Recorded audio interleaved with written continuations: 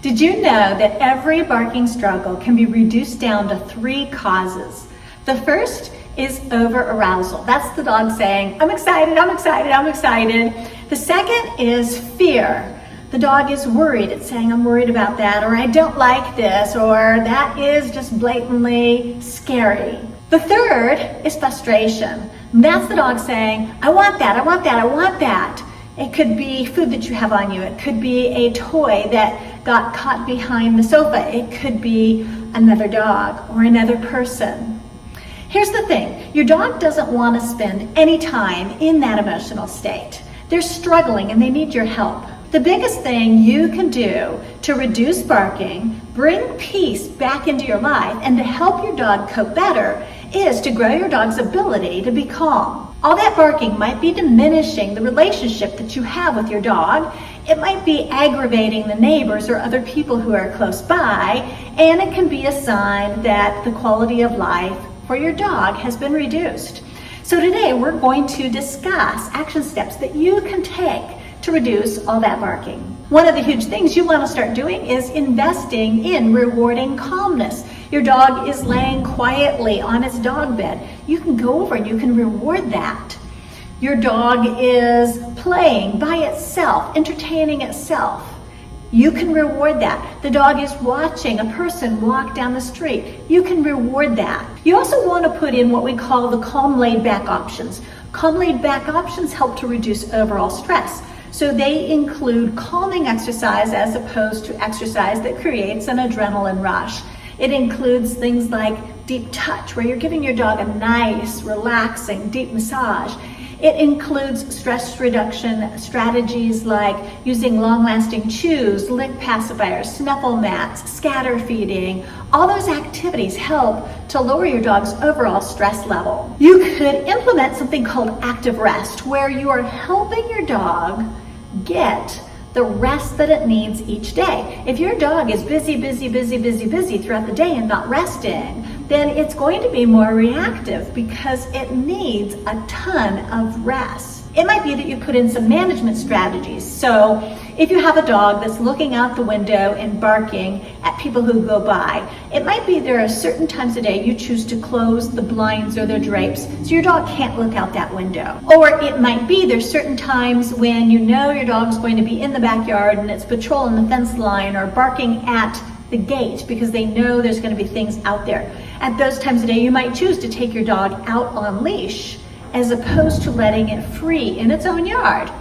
It might be that you choose to take your dog on a walk in a much quieter neighborhood so that it's not reacting to the dogs and the people and the squirrels and all the things that are out there. So basically, we're reducing the probability that the dog is going to sound off and bark. What we know is absolutely without a doubt that you can reduce and even eliminate your dog's barking problem, and you can have that quiet, peaceful household that you want. Barking is one of those behaviors that multiplies like rabbits in the spring. It starts in one place in your dog's life. Maybe it starts with your dog telling you that it needs to go outside. And then it grows to other areas, like maybe when people come home and maybe in the middle of play with another dog. And then maybe it is to the things out the window. So it starts in one place, it grows to those other places, and you discover, oh my, this is a problem. And before you know it, your dog is barking all the time with anything that's new or anything that's going on. So here's the thing. If it can grow in that direction, in the direction of getting worse, it can also grow in the other direction, in the direction of getting better. If you can build silence into just one of those areas that your dog barks, by rewarding your dog when it's silent, by setting your dog up to be silent in that situation and giving it a ton of feedback that you love that silence, then it can also grow into those other areas. So one of the things that always blows people's minds when they first come to our Chaos to Calmness class, which is for dogs who are reactive, is they cannot believe how quiet the dogs are. They know this is a class of dogs that have this exact problem. They're reacting, they're barking, they're lunging, they're biting, they're fighting in relationship to other dogs or people. But in class, it's completely quiet, it's silent.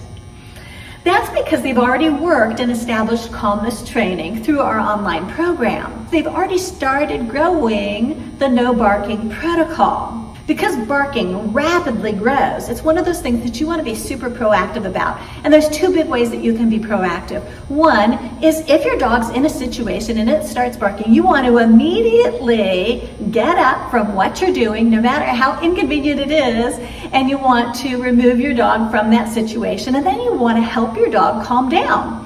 And you want to do this each time it starts to bark. You don't want to wait and see, will they stop? You want to immediately get up and help them stop.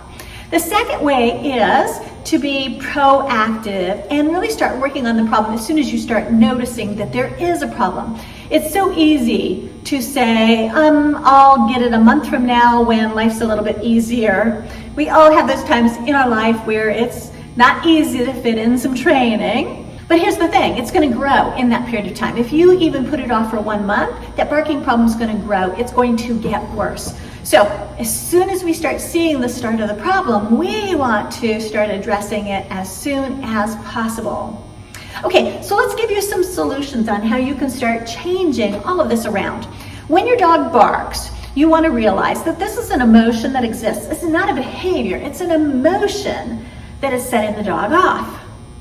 And then you want to remove your dog from that situation, get it out of the situation, and you want to lower their overall arousal level. And you can do that by giving them a lick pacifier or a long-lasting chew or doing some scatter feeding. That's going to change the arousal, but it's also going to be a step in the direction of changing any fear that they have into confidence and bring down any frustration that they might be experiencing. And then you want to realize that every day, there's at least 500 minutes every day in which your dog is awake and it's not barking.